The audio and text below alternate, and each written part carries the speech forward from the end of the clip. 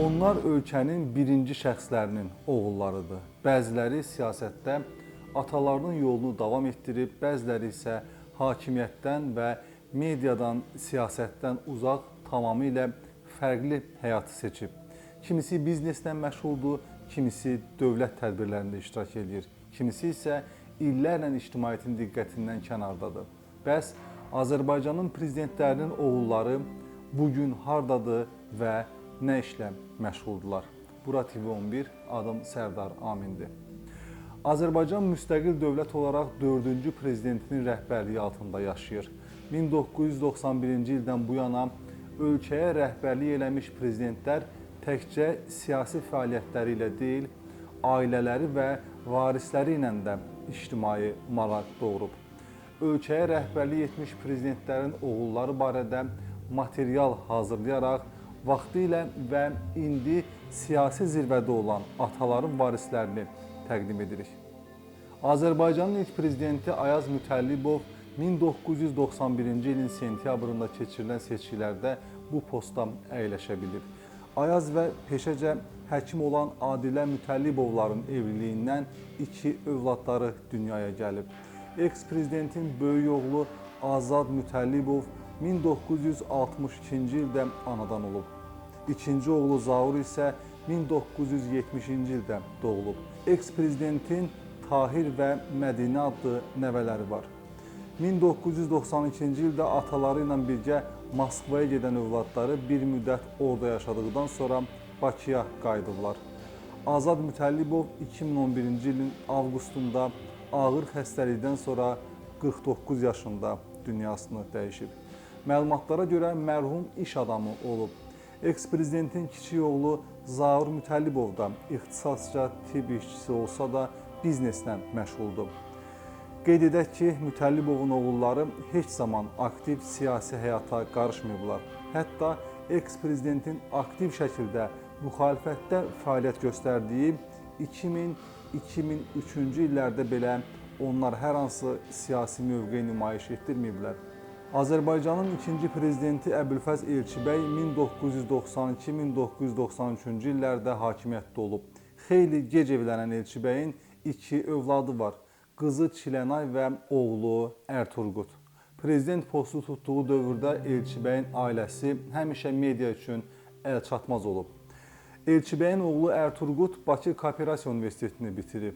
Təhsilini tamamladıqdan sonra qanunvericiliyə uyğun olaraq Binəqədi rayonu hərbi komissarlığı tərəfindən hərbi xidmətə çağırılıb.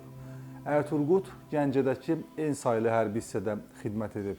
Daha sonra bir müddət Türkiyədə yaşayıb və orada təhsilini davam etdirib. Verdiyi müsahibəsində bir dəfə o, dövlət işində çalışmaq istədiyini, lakin işə götürülmədiyini, yəni işlə təmin olunmadığını bildirmişdi.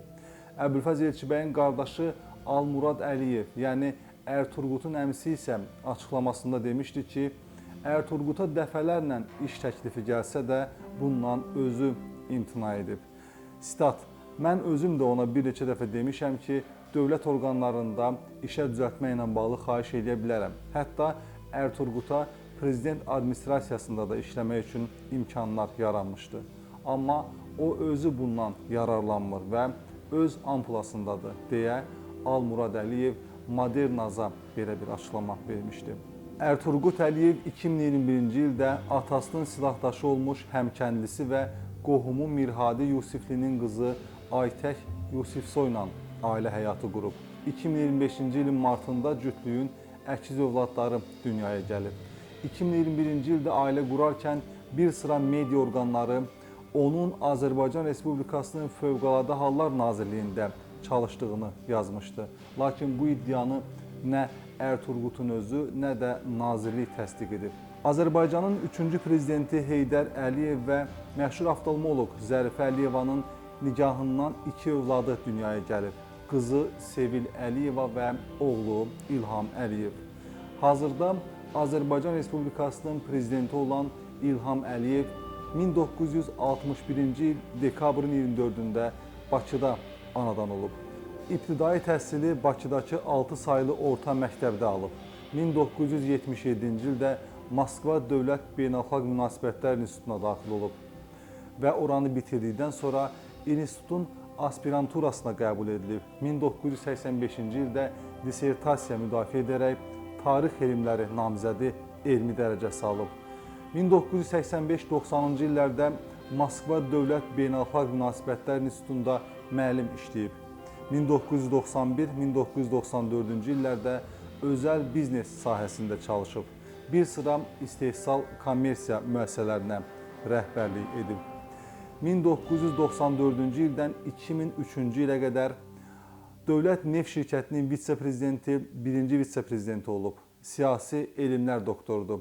1995-ci və 2000-ci illərdə Milli Məclisə deputat seçilib. 2003-cü ildə Azərbaycan Respublikasının baş naziri vəzifəsinə təyin edilməsi ilə əlaqədar olaraq deputat səlahiyyətlərinə xitam verilib. 2003-cü ildə ilk dəfə Azərbaycan Respublikasının prezidenti seçilib və hazırda Azərbaycan Respublikasının prezidenti vəzifəsindədir. Ailəlidir, 3 övladı var. Digər prezident övladlarından fərqli olaraq İlham Əliyev ictimai-siyasi fəaliyyətində həmişə fəal olub. Hələ 1990-cı ilin qanlı yanvar hadisələri zamanı Moskvada mətbuat konfransı keçirən Heydər Əliyev ora 31 yaşlı oğlu İlham Əliyevlə gəlib. Mərhum Heydər Əliyevin siyasi hakimiyyətə qayıdışından sonraki illərdə İlham Əliyev aktiv ictimai-siyasi fəaliyyət göstərib. Siyasi diplomatik uğurları ilə yanaşı Ali Baş Komandan kimi 2-ci Qarabağ müharibəsinin qalibi və Azərbaycanın işğal altında olan 20% torpağının azad edilməsinin əsas memarıdır. Prezident İlham Əliyevin oğlu Heydər İlhamoğlu Əliyev 3 avqust 1997-ci ildə doğulub. Azərbaycan Prezidenti İlham Əliyevin və birinci vitse-prezident Mehriban Əliyevanın yeganə oğludur və ən kiçik övladlarıdır. Leyla Əliyeva və Arzu Əliyevanın qardaşıdır. ADA Universitetində biznesin idarə olunması ixtisası üzrə təhsil alıb və 2017-ci ildə bakalavr pilləsini başa vurub. Bundan sonra 2018-2019-cu illərdə həqiqi hərbi xidmət keçib. 2022-ci ildə Alyona Əliyeva ilə ailə həyatı qurub. Cütlüyün bu evlilikdən 2 övladı var. Son illər Heydər Əliyev vaxtaşırı Prezident İlham Əliyevlə birlikdə rəsmi tədbirlərdə, dövlət əhəmiyyətli açılışlarda və beynəlxalq görüşlərdə iştirak edir. Prezident olmaq seçimdir, prezident övladı olmaq isə talih. Amma bu taleyin, bu varisliyin necə davam edəcəyi də hər kəsin öz əlindədir. Məhz buna görə də Azərbaycanın prezident oğullarını birləşdirən soyadları olsa da onları bir-birindən ayıran həyat yollarıdır. Uğur olsun, salamat qalın.